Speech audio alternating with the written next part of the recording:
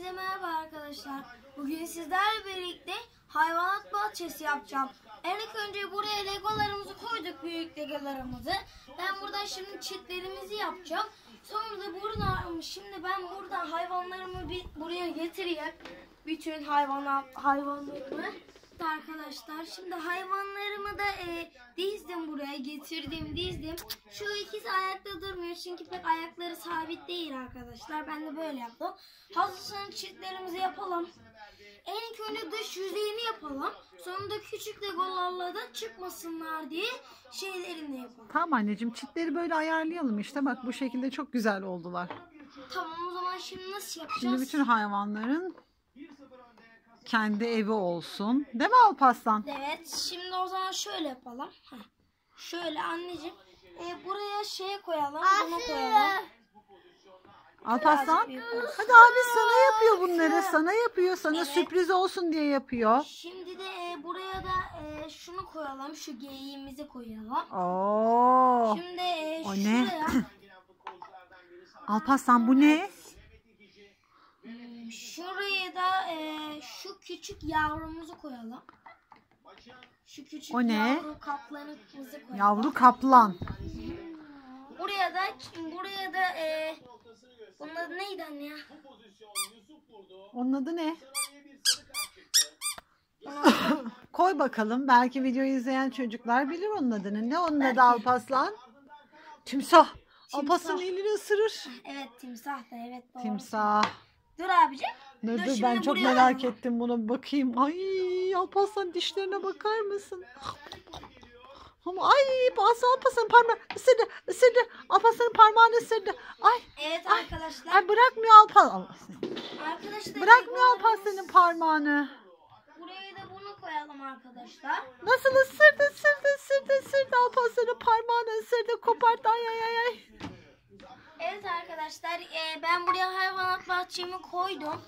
Şu ikisi pek dengede duramıyor. Bu ne? Dinozor. Dinozorus Alparslan, dinozorus. Ay o da ısırdı. Isırdı parmağını. Çek elini. Çek. Çek. Yiyecek. Abi, çek. Beğendin mi Alparslan? Şurada bir tane daha hayvanımız kaldı. Onu da alalım. O da bu arkadaşlar. Başka yani var mı bir acaba? tane daha kaplan. Sadece bir tane daha kaplan kalmış. Şurada gördüm de. Bunu o zaman bunların kaplanların ve çitaların yerine koyayım. Onlar orada oynasınlar. Arkadaşlar böyle bir hayvanat bahçemiz oldu. Bizim hayvanlarımız vardı, böyle yaptık. Hayvanları tek tek tanıtır mısın? Tamam. Arkadaşlar bu bir çita.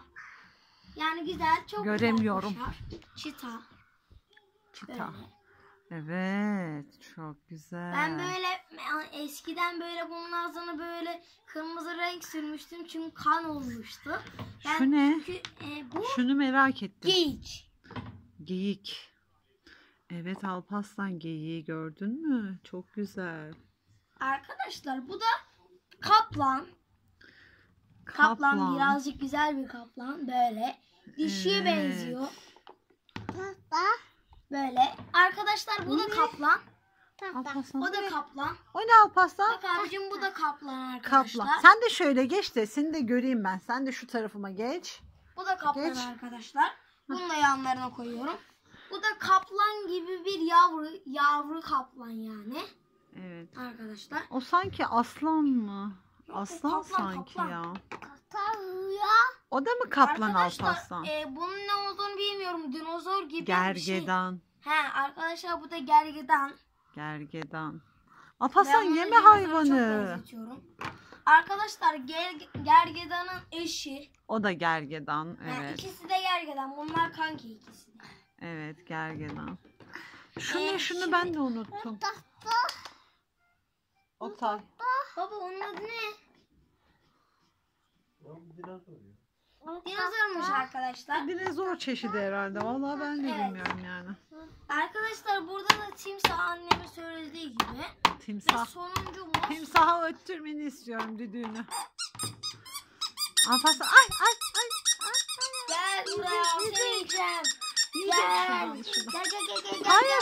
Hayır yeme hayır, hayır, hayır. Yiyeceğiz seni. Gel gel gel. Hayır, hayır, kaçma. Arkadaşlar ve Kaçma. sonuncu hayvanımız. Aa, ne Alparslan yaptın? ne yaptın? Abim bunu senin için yapmışsın. Niye dağıttın? Evet. Neden dağıttın?